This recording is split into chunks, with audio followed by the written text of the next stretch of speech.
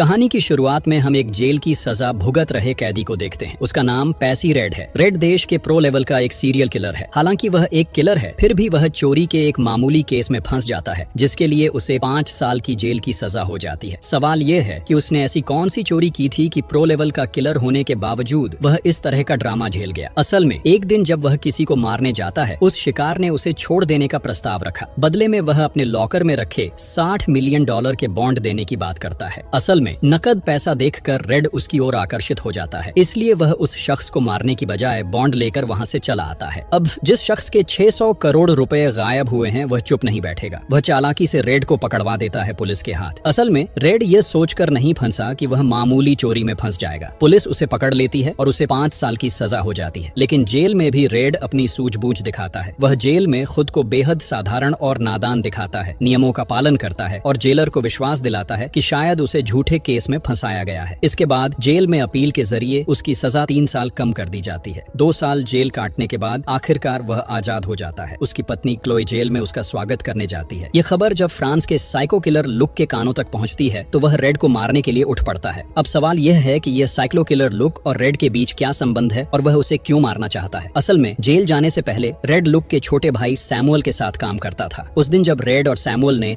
उस शख्स के घर से 600 करोड़ का बॉन्ड लूट लिया था, रास्ते में रेड ने सैमुअल को मार दिया ताकि सारी संपत्ति अकेले उसका हो। इस बीच वह शख्स अमेरिका में इमिग्रेशन पार करके रेड की खोज में लग जाता है। अब खेल शुरू होता है। लुक पार्किंग एरिया में आता है और उसे एक पीली कार पसंद हो जाती है। वह ब्लेड से कार की चाबी खोलने की कोशिश करता है। उसी समय कार का असली मालिक वहां पहुंचता है और फोन निकालकर पुलिस को कॉल करने लगता है। लुक उसे ब्लेड से मार देता है। इसके बाद वह कार लेकर वहां से चला जाता है। पार्किंग से निकलकर लुक एक नाइट क्लब में पहुंचता है और वहां क्लब के मालिक टॉमस सिसली को खोजने लगता है। सिसली लुक को देखकर डर जाता है और छिप जाता है। वह कहता है कि उसने उसके भाई को नहीं मारा। लुक उसे बताता है कि वह हत्या के लिए नहीं आया है, बल्कि उससे कुछ भारी हथियार लेना चाहता है। क्लब में लुक वहां एक पियालो में गोली छोड़ देता है, जिससे वहां का माहौल और भी खतरनाक हो जाता है। कुछ लोग डर से उसे माफी मांगने लगते हैं। लुक अपने टारगेट पर निशाना साधता है और कुछ और हथियार भी ले आता है। सिसली लुक की खतरनाक गतिविधियों को देखकर मजबूर होकर उसे सभी हथियार दे देता है। Look Barrett M8 2B sniper हथियार उठाकर नीचे खड़े पुलिस पर निशाना साधता है। इसके बाद लुक का टारगेट बदलता है और वह किसी शख्स के हाथ में बियर के कैन को निशाना बनाता है। यह दिखाता है कि लुक अपने टारगेट प्रैक्टिस के लिए भी कितने खतरनाक स्तर का साइको है। सिसली लुक से पूछता है कि यह हथियार क्यों चाहिए। लुक बताता है कि उसे रेड को मारना ही होगा। इसके बाद लुक सिसली से रेड का पता ले लेता है। अब लुक रेड के घर की ओर बढ़ता है। वहीं हम देखते हैं कि रेड अपनी पत्नी क्लोई के साथ समय बिता रहा है। घर में रेड एक पेंटिंग बोर्ड देखता है। क्लोई बताती है कि कल वह पेंट शॉप में उस बोर्ड पर पेंट करेगी और वहां देश विदेश से बड़े लोग पेंटिंग खरीदने आएंगे। फिर हम क्लोई को पेंट शॉप में पेंटिंग की तैयारी करते देखते हैं। शॉप के मालिक डेरेक हैं। क्लोई उन्हें बताती है कि सारी तैयारी हो चुकी है और अगर डेरेक अनुमति देगा तो वह पेंटिंग शुरू करेगी। लेकिन डेरेक के मन में कुछ और ही है। वह क्लोई को उसके कमरे में अकेले पाकर बार बार उसे सिड्यूस करने की कोशिश करता है। क्लोई उसे बताती है कि उसका पति बहुत खतरनाक है और अगर उसे यह पता चला तो वह उसे मार देगा। लेकिन डेरेक उसकी बात नहीं सुनता और बार बार जोर जबरदस्ती करने लगता है। असल में डेरेक को यह नहीं पता था कि क्लोई का पति किस लेवल का सीरियल किलर है। जब डेरेक उसे बहकाने में असफल होता है तो वह क्लोई को चेतावनी देता है कि अगर आज एक भी पेंटिंग नहीं बिकती तो इस कंपनी के सारे लोन का भुगतान क्लोई को करना होगा।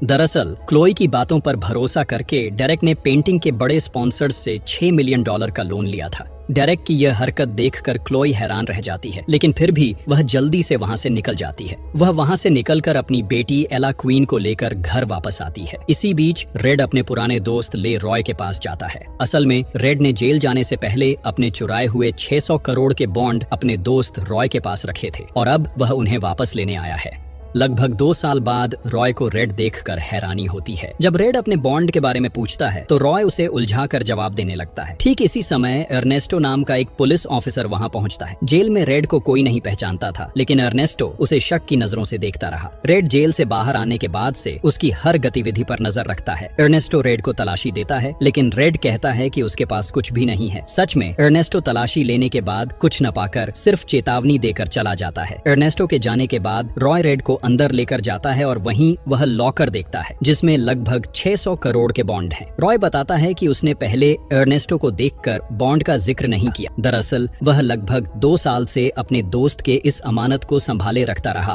और उसके वापस आने का इंतजार कर रहा था। वह बताता है कि उसने आज तक लॉकर नहीं खोला है, यह दिखाने के लिए कि उसने अपने दोस्त की दोस्ती का सम्मान किया। रेड अब लॉकर का पासवर्ड डालकर उसे खोलने की कोशिश करता है, लेकिन बार बार असफल होता है। यह देखकर रॉय लॉकर की चाबी रेड को देता है। रेड जल्दी से लॉकर खोलता है और अंदर $60 मिलियन के चेक बॉन्ड देखता है। अगर आपको नहीं पता कि बॉन्ड क्या है तो समझ लीजिए कि यह चेक की तरह होता है, जिसे शर्तों के अनुसार कैश किया जा सकता है। रेड अपने दोस्त की ईमानदारी देखकर खुश होता है और बॉन्ड का 40% अपने दोस्त को देने का निर्णय लेता है। रॉय बताता है कि अभी इन बॉन्डों को तोड़कर उन्हें कैश कर लेना चाहिए, लेकिन उसके पास आज एक महत्वपूर्ण प्रोग्राम है। वह कहता है कि कल आएगा और बॉन्ड कैश कर लेगा, फिर लॉकर को लॉक कर देता है और चाबी रॉय के हाथ में दे देता है। दूसरी ओर हम देखते हैं कि लुक ट्रॉली भरे हथियारों के साथ रॉय के घर की ओर बढ़ रहा है। वह एक ड्राइवर को मारकर उसकी कार लेकर वहां आता है, लेकिन वह कार प्रो लेवल की मॉडिफाइड थी और कई तरीके से उसे कंट्रोल करने की कोशिश होती है, लेकिन कार बार बार मूड बदलने लगती है। यह देखकर वहां मौजूद 2 पुलिस ऑफिसर लुक का पीछा करते हैं। उन्हें रोककर इंटरोगेशन शुरू करते हैं, लेकिन लुक का गुस्सा अचानक फूटता है। वह गाड़ी के नीचे दबाकर एक पुलिस ऑफिसर को मार देता है। फिर वह गाड़ी से उतरकर तेज रफ्तार में गोलियों की बौछार करता है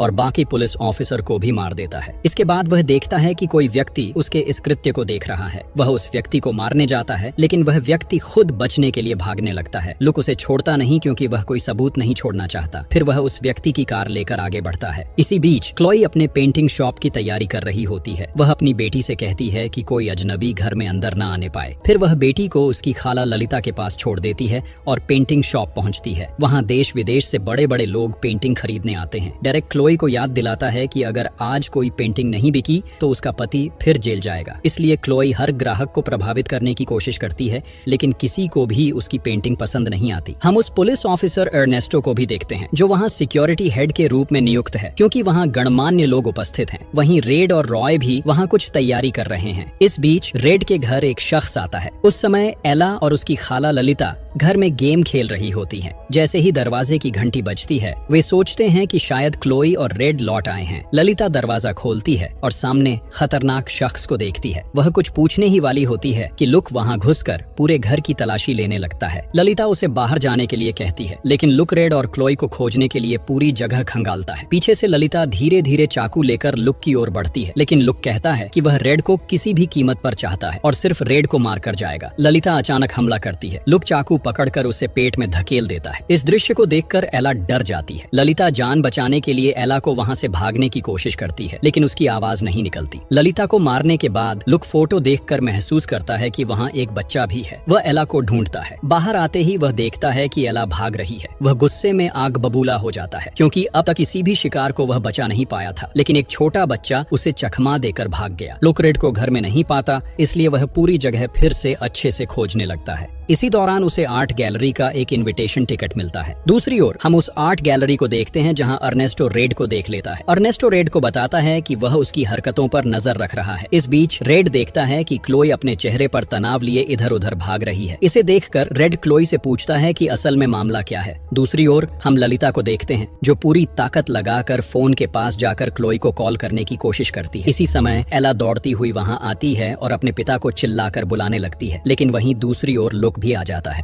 लुक रेड को देखते ही किसी भी मौके को गंवाए बिना अपने ऑटोमेटिक गन से रेड पर फायर करना शुरू कर देता है। ये देखकर रॉय रेड को धक्का देकर बचाता है, लेकिन अंततः खुद गोली लगने से गंभीर रूप से घायल हो जाता है। क्लोई एला को लेकर सुरक्षित कमरे में चली जाती है और रेड अपने दोस्त रॉय के इस आत्म बलिदान से पूरी तरह टूट जाता है। रेड कई तरीके से रॉय के ब्लीडिंग को रोकने की कोशिश करता है, लेकिन रॉय की स्थिति और बिगड़ने लगती है। इस बीच ऑफिसर अर्नेस्टो अपनी छोटी सी रिवॉल्वर से लुक को रोकने की कोशिश करता है, लेकिन लुक अपनी भयानक मशीन गन से सामने आने वाले हर किसी को उड़ाने लगता है। उसका यह तांडव इतना भयानक होता है कि कुछ ही सेकंड में पूरी गैलरी पूरी तरह तबाह हो जाती है। सभी को खत्म करने के बाद लुक रिवॉल्वर लोड करके गोलियां चलाता रहता है। दूसरी ओर रेड उसे अस्पताल ले जाने की कोशिश करता है। तब रॉय कहता है कि वह ज्यादा समय तक जीवित नहीं रह सकेगा। रॉय रेड को लॉकर की चाबी सौंप देता है और जल्दी वहां से भागने का अनुरोध करता है। रेड अपने दोस्त के इस बलिदान पर रो पड़ता है। इसी समय दूर से क्लोई रेड को पुकारती रहती है। रेड अपने दोस्त दोस्त को अलविदा कहकर क्लोई और एला को लेकर भाग जाता है। जब अर्नेस्टो और लुक के बीच भयंकर गोलाबारी चल रही थी, उसी गोलीबारी में रेड किसी तरह अपनी और अपने परिवार की जान बचाकर बाहर निकलने में सफल होता है। रेड उन्हें जल्दी से गाड़ी में बैठाकर वहां से भागने लगता है। इसी बीच लुक रेड को भागते देख गोलीबारी शुरू कर देता है। रेड अपनी गाड़ी चलाकर लुक के ऊपर से निकल जाता है। लुक गाड़ी पर झूलने लगता है और रेड का गला पकड़ लेता है। इस दौरान रेड देखता है कि लुक की मशीन गन उसके पास ही पड़ी है, तो वह उसे उठाता है और लुक पर अंधाधुंध फायरिंग शुरू कर देता है। अंततः लुक उन गोलियों के बीच टिक नहीं पाता और रेड का गला छोड़ देता है। वह फिर सड़क पर गिर जाता है। जब माहौल थोड़ी सामान्य होता है, क्लोई रेड से पूछती है कि इस आदमी के साथ उसकी दुश्मनी क्या है। रेड क्लोई को लुक के छोटे भाई सैमुअल से जुड़ी सारी घटनाएं बताता है। वह यह भी बताता है कि $60 मिलियन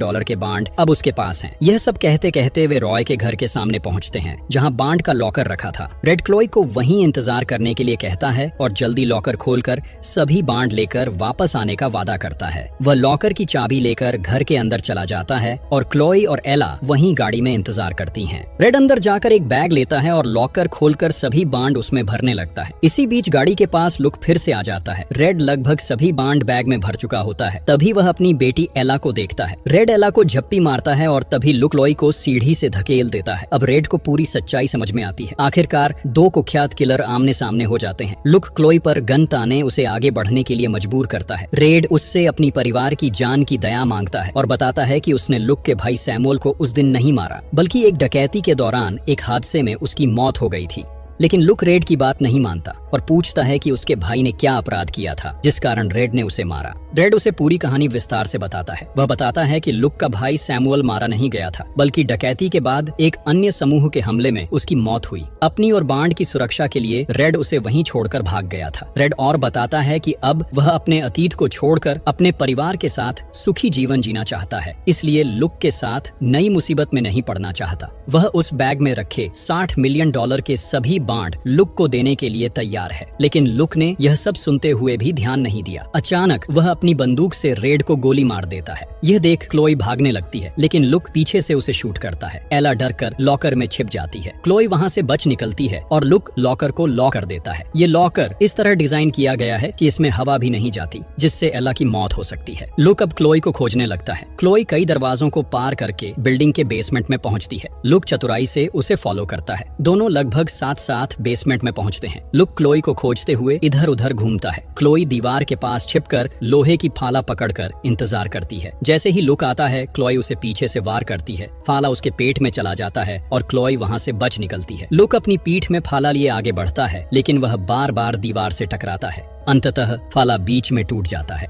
लुक जब दरवाजे पर पहुंचता है तो देखता है कि क्लोई ने दरवाजा लॉक करके वहां से भाग गई है। दूसरी ओर हम रेड को देखते हैं, जो अभी भी जिंदा है। वह अपनी जेब से लॉकर की चाबी निकालता है। हम देखते हैं कि लुक की गोलियां रेड के सीने में नहीं लगी थी, बल्कि उसके सीने में रखी लॉकर की चाबी को लग गई थी। रेड तेजी से उठकर चाबी से लॉकर खोलने की कोशिश करता है, लेकिन गोली लगने की वजह से चाबी खराब हो गई थी, इसलिए वह लॉकर के अंदर डाल नहीं पा रहा था। इस बीच लॉकर के अंदर एला की हालत धीरे धीरे खराब होने लगती है और समय के साथ ऑक्सीजन कम होने लगती है। रेड बाहर से एला को हिम्मत देता है और बताता है कि वह जल्दी लॉकर खोलकर उसे बाहर निकाल लेगा। वह जल्द से जल्द पासवर्ड डालकर लॉकर खोलने की कोशिश करता है। इसी बीच हम क्लोई को देखते हैं, जो भागते भागते सारे रास्तों में घूमकर लुक के सामने आ जाती है। लुक अपने हाथ में रखी रॉड से क्लोई पर हमला करता है और उनके बीच भयंकर धक्का मुक्की शुरू हो जाती है। अंततः क्लोई लुक के हाथ से बचने में सफल हो जाती है और दौड़ती हुई रेड के पास पहुंच जाती है। लुक वहां पहुंचकर रेड को जीवित देखकर उस पर हमला करना शुरू कर देता है। अब रेड और लुक के बीच अस्थिर स्तर की मारामारी शुरू हो जाती है। एक पल लुक रेड को पैर से मारकर गिराने ही वाला होता है कि उस समय ऑफिसर अर्नेस्टो आकर लुक पर हमला कर देता है। वह लगातार गोलियां चलाकर लुक के सीने को चीर देता है। जब लुक समझता है कि अब उसकी मौत तय है, तो वह अपनी जेब से 2 ग्रेनेड निकालता है और तुरंत उनके पिन खींच देता है। एक भयंकर ब्लास्ट में पूरा कमरा पूरी तरह तबाह हो जाता है, लेकिन अर्नेस्टो और क्लोई दरवाजे की आड़ में और रेड लॉकर की आड़ में छिप जाने से बुरी तरह घायल होने के बावजूद जीवित बच जाते हैं। इस ब्लास्ट में बैग में रखे 6 600 करोड़ रुपए के बांड आग में जलकर नष्ट हो जाते हैं। परिस्थितियां शांत होने के बाद रेड जल्दी से लॉकर के पास जाता है और उसे खोलने की कोशिश करता है। इस बार लॉकर अपने आप खुल जाता है क्योंकि ब्लास्ट की वजह से लॉकर का लॉक डिसेबल हो गया था। रेड अर्नेस्टो के सामने आत्मसमर्पण करता है। वहां अर्नेस्टो रेड के खूबसूरत परिवार को देखकर उसे बताता है कि वह चाहे तो यहाँ से चला जा सकता है। वह यह भी कहता है कि उसने आज एक भयंकर अपराधी को मार गिराया है जिसके लिए उसे सरकारी प्रमोशन मिलना है, इसलिए आज वह रेड को गिरफ्तार नहीं करेगा। इस मानवीयता को देखकर रेड अर्नेस्टो से वादा करता है कि वह अपने पिछले सभी बुरे काम छोड़कर आज से सरल और सुकून भरा जीवन जिएगा। इसके बाद हम रेड के घर का दृश्य देखते हैं जहां वह अपने परिवार के साथ दिन बिताता है। लेकिन समस्या यह थी कि रेड जेल में था और उस दिन लुक के हमले के कारण क्लोई की कोई पेंटिंग नहीं बिकी थी, इसलिए उनका आर्थिक हालात कुछ कमजोर थे। ऐसे ही एक दिन क्लोई के पेंट गैलरी के मालिक डेरेक उनके घर पहुंचते हैं। वह क्लोई के हाथ में 5 करोड़ रुपए का एक चेक देते हैं और सीधे बताते हैं कि उस दिन लुक के हमले में कई नामी गिरामी लोग मारे गए थे जिनका खून पेंटिंग बोर्ड पर बिखरा हुआ था। लुक की मृत्यु होने की वजह से अदालत ने इस केस को आतंकी हमला मानकर वहीं बंद कर दिया। डेरेक उन पेंटिंग्स को ब्लैक मार्केट में ऊंचे दामों पर बेच देता है और रातों रात करोड़पति बन जाता है। साथ ही वह क्लोई से उस दिन की असाधारण परिस्थितियों के लिए माफी मांगता है। इस तरह रेड और क्लोई के परिवार की सारी परेशानियां धीरे धीरे समाप्त हो जाती हैं और वे सुखी जीवन जीने लगते हैं। इस सुंदर और रोमांचक कहानी के साथ यह फिल्म समाप्त होती है।